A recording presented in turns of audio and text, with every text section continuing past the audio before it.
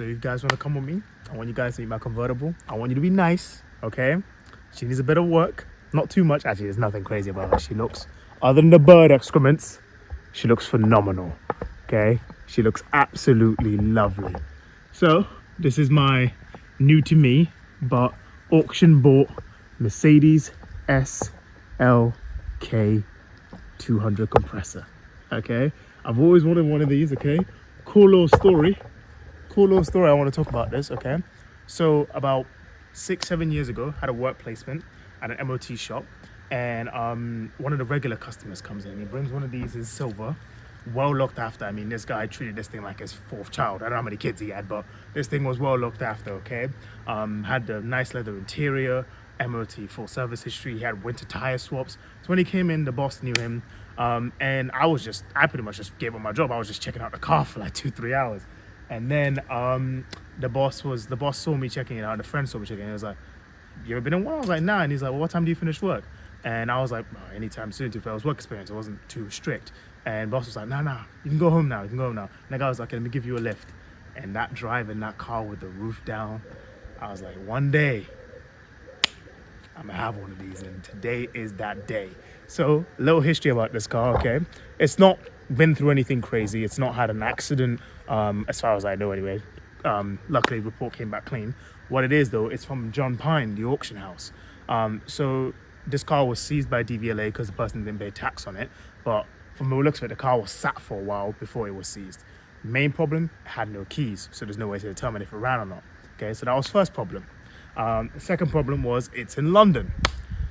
I don't want to tell you where I live, but I don't live in London. So that's where I'm gonna introduce you guys to her later. Her name is Brenda. It's a different car that I got. Okay, her main ability, she can tow. So your boy got a tow hook, loaded it up. I'm gonna put that footage in this video, and interesting, loading up a car with steering lock, no keys, and finding a way to put it into manual because this car is auto. Talking about this car, let me get a look at the inside. So got that one, got the key made, lovely key emergency mobile people, they're amazing. Got 2 keys. I'll break down the price for this entire build once I get closer to the end, but ultimate goal with this car, to cut a long story short, I'm gonna make it look like a show car. I'm gonna detail this thing so clean you can eat off the hood. That's the goal, okay? But let's take you a look on the inside, okay?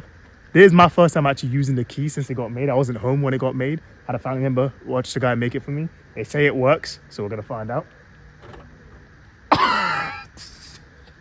Yo! Oh, this car's been unlocked and sat here for a minute, so I put a steering lock on it. But let's have a look. Oh, yeah. So that's that nice interior I was telling you guys about. Okay, so it's got a white creamish leather. Okay, it's got a nice clean interior. Now let's see if she starts up.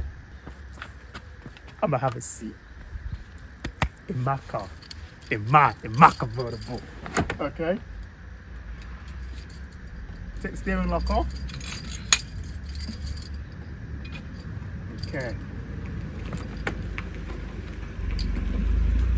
Okay, I'll put the key in.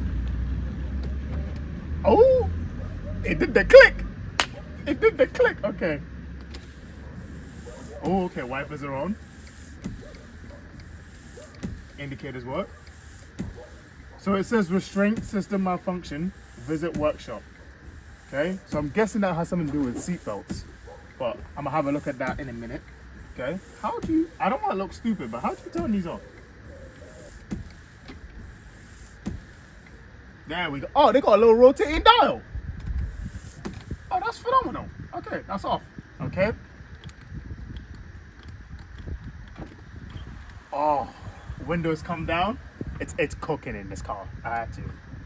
First startup.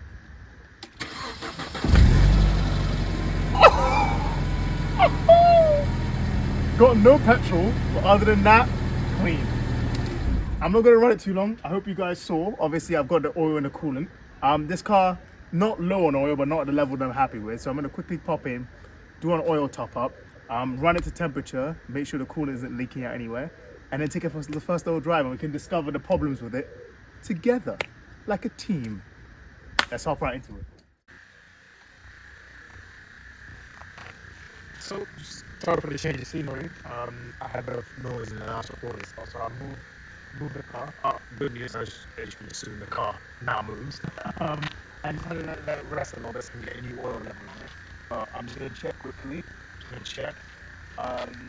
We're about halfway. If that's where it is, then it's fine. And then I'm gonna take the car full drive, and we're gonna see what issues are. Okay.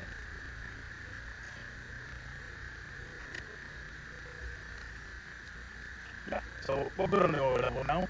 Not of a max. That's about what we want. It's okay. The oil is filthy, but the car will, as I said, have a service before it's MOT. So yeah. Oh, guys, I'm absolutely over the moon for this. Honestly, I'm so excited. There's many things I want to do to this car. First thing, I am going to probably team body kit it. So I'm going to say it now. Yes, have your arguments in the comments. I don't care. I want to make the car that looks sick. Okay, and I ain't got the money to be buying crazy mods or anything. I'm gonna make it look fast, and then if money start rolling in from the YouTube tag, it's gonna be fast. It's gonna be fast. So that's what I did. I'm gonna stay humble. 160 horsepower. It's enough. It's enough. Okay. So, I'm an idiot. I'm gonna open it for this second.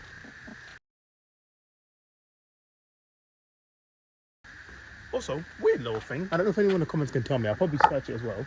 There seems to be a gap right there. Does anybody know what goes in there? Because there's something missing. And also, is there meant to be a heat shield there? Because that's a very big spot. And I feel like my car may be missing a turbo. But hey, these are all things that we're going to find out together in a lovely world of owning a convertible Merc. But yeah, I'm excited. Okay. The car starts and runs. So the best thing this car has to offer, let's be honest here, is this baby going down. Okay, so I'm gonna take the hood down, I'm gonna take the roof down, and you guys are gonna watch this transformation with me. I think it's one of the best things, honestly. It's gonna be lit. Hopefully it all goes well. Okay, so.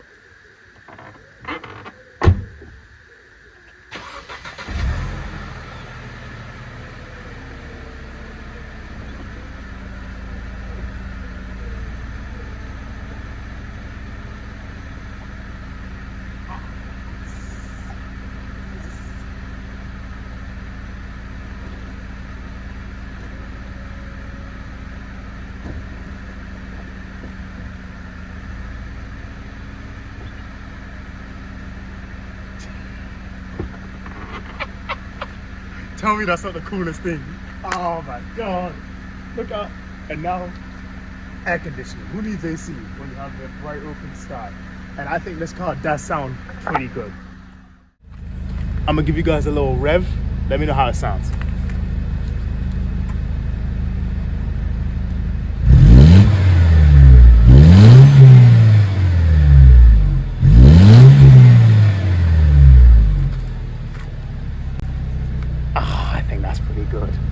That's pretty good. Nothing better than the smell of dino juice. Nothing better than the smell of dino juice. It's phenomenal in here. But yeah, guys, main new problem with this car, well, not problem, is, as I said before, the warning is SRS, and the car also says it's been 360 something days since its last service. This car was sat for a while, so we don't know how many of those were genuine days, but hopefully not too long. But we're gonna give it one soon, so it shouldn't have to worry. But I'm excited for this journey. So far, let's get it cleaned up. Okay guys, it's finally that time. Okay, I'm gonna clean it. I've never been so excited in my life to clean anything because I think this car is true hidden beauty. Is under all this, I want to say 3 months, maybe 4 worth of grime and dust. Now, quick update: the SRS light I have discovered, it's in relation to the safety restraint system, and often on these cars, when the battery gets low, triggers this. So obviously, if this car's been sat for several months, the battery's definitely gotten low. However, I've tried connecting my OBD with the app. I can't clear it. Apparently you need a Mercedes software to clear it. Luckily, I have a mechanic, so I'll go see him later on after I clean it, and he can reset it, because I've checked the main problems, which is the airbag isn't turned off or anything. That shouldn't trigger it anyway, and all the connectors at the bottom of the seat is plugged in. Last thing is the seatbelt tensioners, but they feel fine to me, so yeah, I'll go from there. Yeah, I'm ready. So yeah, first thing I'm gonna do is the wheels because I don't think I need to explain, but just in case you need, but this stuff is like magic. To be fair, it does really work. So if you ever like feel like, oh, should I get it? Should I not? I highly recommend it. So I'm gonna douse them and then let them sit for a while, and then we'll get to the rest.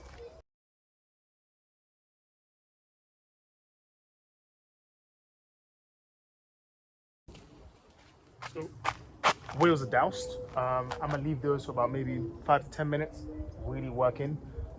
Little hints, this stuff reeks. Like just a little heads up, okay? It doesn't smell the best, so yeah, just prepare your nose to not be functional whilst you're doing it. But yeah, I'm gonna pop the hood, clean out as much of the leaves and stuff as I can get. Then we'll get a pressure washer set up and then get ready for the shots. Oh, it's gonna be so satisfying. So, quick change of plan. Before I douse off the hood, I'm gonna clean off these rims, okay? Pressure wash them, and we'll see what the results is of the rust remover.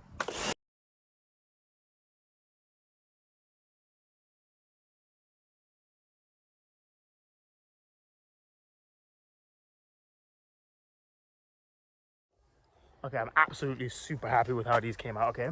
Look how much nicer that looks compared to. Now, luckily, I haven't finished it completely. So this is before, whilst it's still doused in that stuff, okay? I'm gonna give you guys a little close-up as I clean up and we can see it transform.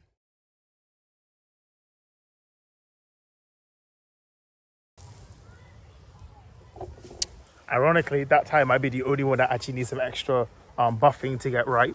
But as you can see, it has a little bit of dark spots there, but the remainder are absolutely perfect. Oh, they look good.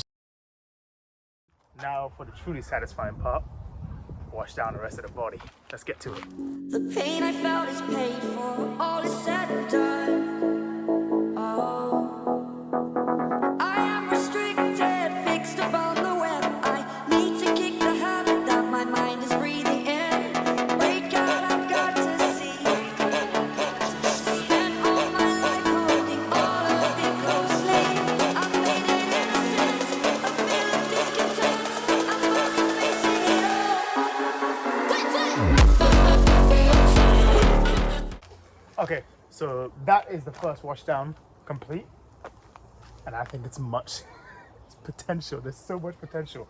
I'm gonna do my first wash and foam and then see how much cleaner we can get this. I'm going deep today. Full detail as far as I can get.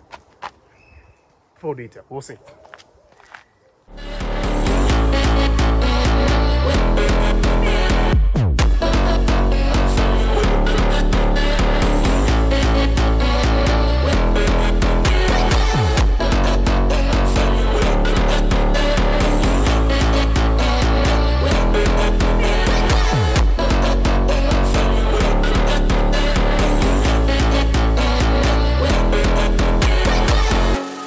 Burning the bridge that keeps us.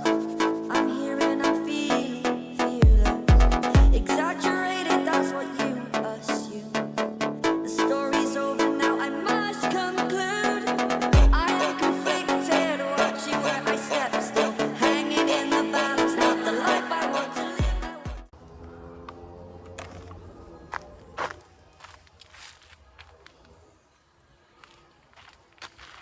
We're nearly there. Oh my God, this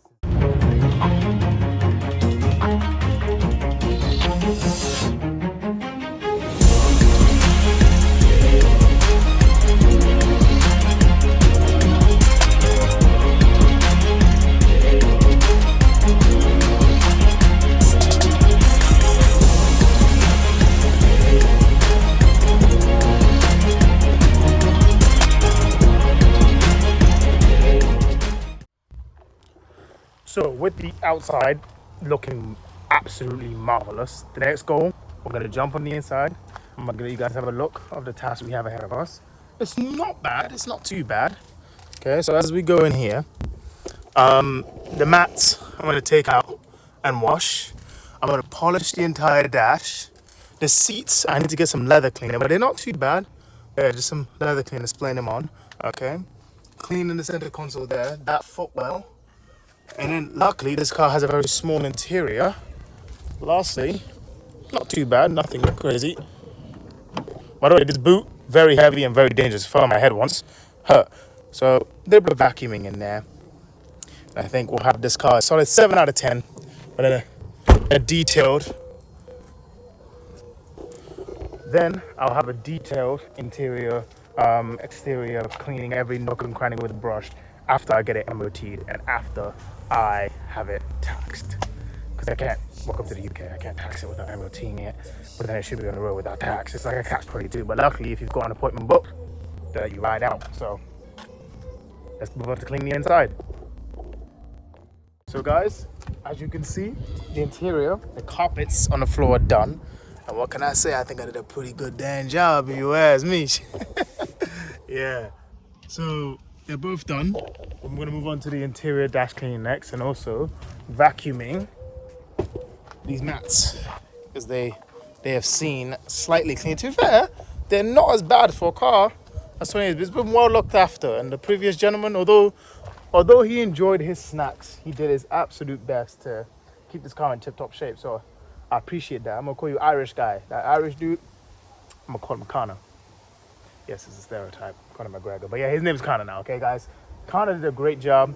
And Connor, I named her Selena. I'm gonna look after her, don't worry. Yeah. Okay, so guys, finally got the interior to a standard good enough. This is just for the MOT, it's not the final detail, but I'm gonna give you guys a little glimpse, okay?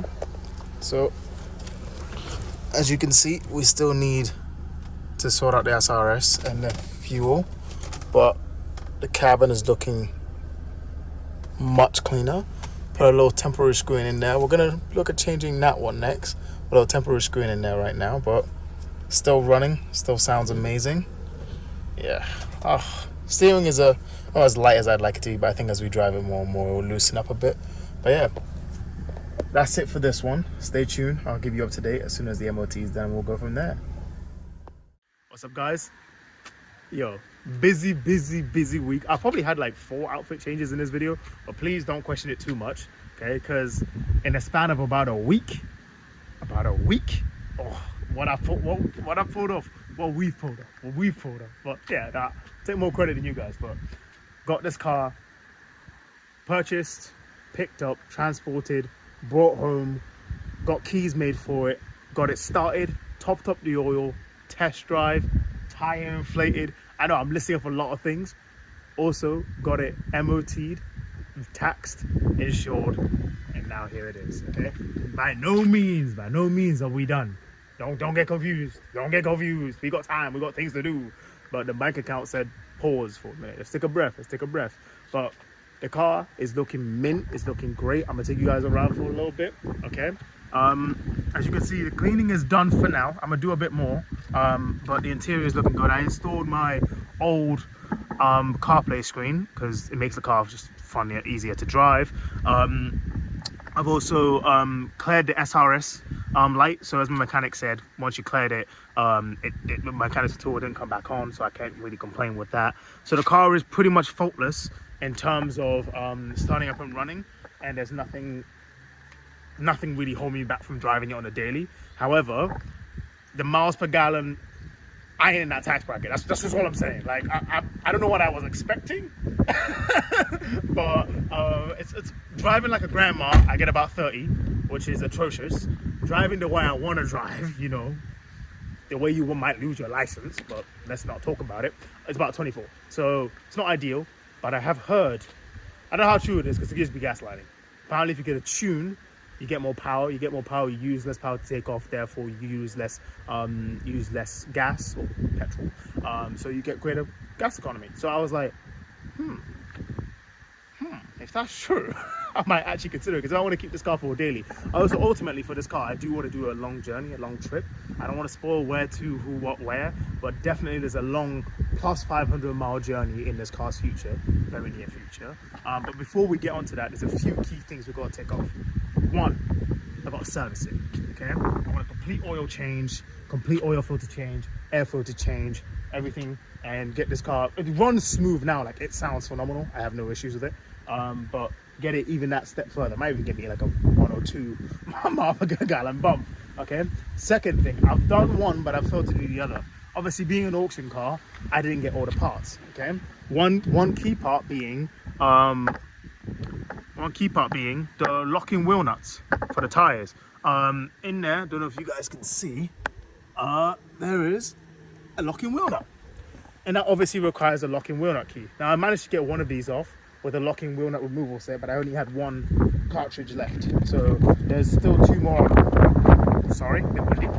One has already been removed, so I cannot complain. One's already been removed the front, but this entire driver's side over here have both locking wheel nuts on, so I can't do the proper service because I can't change the rear brake disc and pads. The fronts are okay.